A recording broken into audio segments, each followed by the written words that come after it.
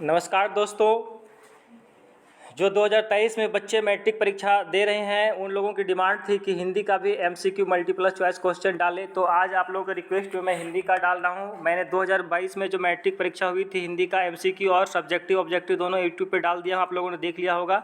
तो आज मैं आप लोगों के लिए हिंदी का ऑब्जेक्टिव प्रश्न इम्पोर्टेंट जो है परीक्षा में पूछ सकता है, पूछने वाला है, वैसे प्रश्नों को मैंने आज बनाया है।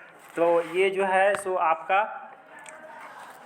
क्षितिज भाग 2 गद्य खंड का है और कहानी का नाम है स्वयं प्रकाश।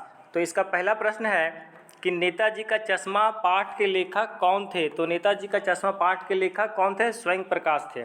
ठीक है दोस्तों। दूसरा नंबर प्रश्न है नेताजी का चश्मा का मुख्य पात्र कौन था। तो नेताजी का चश्मा का मुख्य पात्र का नाम था चश्मे वाला।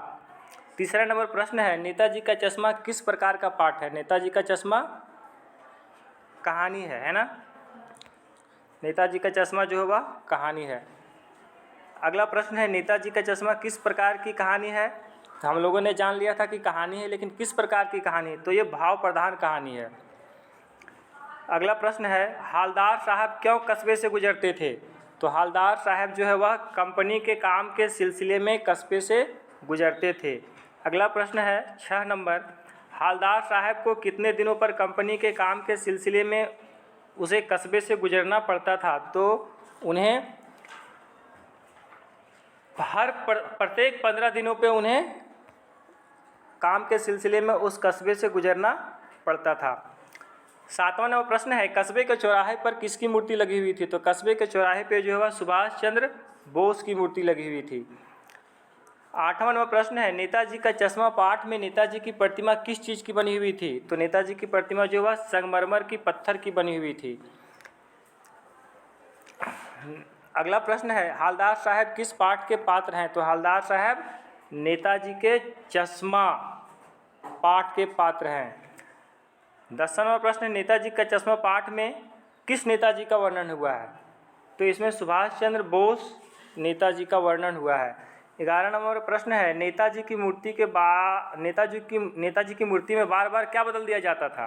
तो इसमें नेताजी की मूर्ति में बार बार चश्मा बदल दिया जाता था।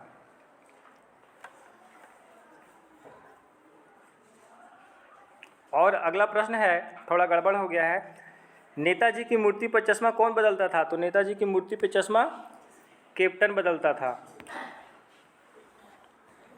अगला प्रश्न है नेताजी का चश्मा पाठ में कैप्टन कौन है। तो नेताजी के पाठ में कैप्टन जो है वह चश्मे वाला है। 14 नंबर प्रश्न है चश्मे वाला का नाम क्या था। तो चश्मे वाला का नाम कैप्टन था। 15 नंबर प्रश्न है नेताजी के चश्मा पाठ में पान वाला किस तरह का व्यक्ति था। तो पान वाला जो है वह एक मोटा, हंसमुख और खुश मिजाज व्यक्ति था। 16 नंबर का प्रश्न है कितने साल तक हालदार साहब काम के सिलसिले में उस कस्बे से गुजरते रहे। 2 साल तक दोस्तों, है ना, 2 साल तक। इसके बाद है 17 नंबर प्रश्न हालदार साहब भावुक क्यों हो गए। तो हालदार साहब जो भावुक हो गए मूर्ति पर सरकंडे का चश्मा देखकर। इसके बाद है 18 नंबर प्रश्न नेताजी का चश्मा पाठ में पान वाला उदास क्यों हो गया था। तो पान वाला उदास हो गया था कैप्टन की मृत्यु हो गई थी इसी कारण। अब 19 नंबर का प्रश्न है कि पान वाले के द्वारा साफ बता दिया गया था यह किस वाक्य का उदाहरण। तो यह कर्म वाच्य का उदाहरण है। किस वाक्य का? कर्म वाच्य का। अब अंतिम प्रश्न है देशभक्ति किस समास का उदाहरण है। तो देशभक्ति जो है दोस्तों वह तत्पुरुष समास का उदाहरण है। तो प्लीज़ आप लोग मेरे चैनल को सब्सक्राइब कर दीजिएगा और अधिक से अधिक दोस्तों को यह वीडियो शेयर कीजिएगा ताकि उनको भी लाभ मिल सके। और मैं अभी आने वाले समय में मैट्रिक परीक्षा की प्रत्येक सब्जेक्ट का तैयारी करवाऊंगा, वो आपके पास आसानी से पहुंच जाएगा। तो मैं कल जो है रामवृक्ष बेनापुरी की जो पुस्तक है, रामवृक्ष बेनापुरी जो राइटर हैं इन्होंने बाल गोविंद भगत लिखा है, इसका भी मैं ऑब्जेक्टिव बनाकर कल डालूंगा। तो प्लीज़ आप लोग मेरे चैनल को सब्सक्राइब कर लीजिएगा और अधिक से अधिक दोस्तों को वीडियो शेयर कीजिएगा। ठीक है दोस्तों, थैंक यू।